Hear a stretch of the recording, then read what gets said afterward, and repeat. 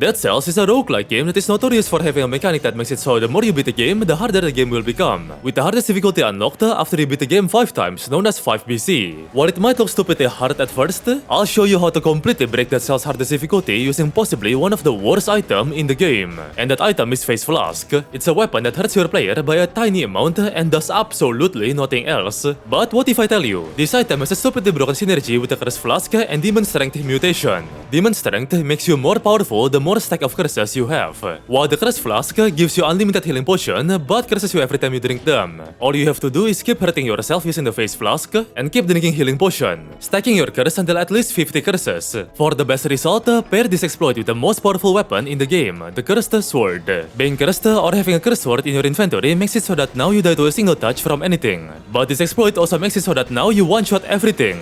That's why you typically only want to curse stack before the final boss. And yes, having the Cursed Sword still activates Demon Strength, but it just gives you 30% more damage instead of 130%. You can counteract the caveat of Cursed Sword by dropping it at the beginning of each stage, and teleporting to pick it back up before proceeding into the next stage. Storing it in your backpack. Do note, you can use any weapons with this exploit, it's just Cursed Sword is the most optimal. And for the last and third mutation, you want to take Vengeance. It's a mutation that makes you deal more damage when you get hurt. And Face Flask makes you get hurt, creating a deadly combination. By the way, you also want to get Corrupted Power. You can easily do all of this in custom mode. It's not cheating and you still get the achievements as long as you enable more than 20 items and not enable any of the cheat modifiers. Now, if you have the Fatal Falls DLC, you can also go to the Fractured Shrine area for a guaranteed chance to get a legendary weapon. In this case, a legendary Cursed Sword. It does disable your ability to use other items, but I found a way to bypass this restriction. It is by switch dropping it, enabling us to use Corrupted Power, as legendary Cursed Sword in your backpack doesn't disable you from using other items.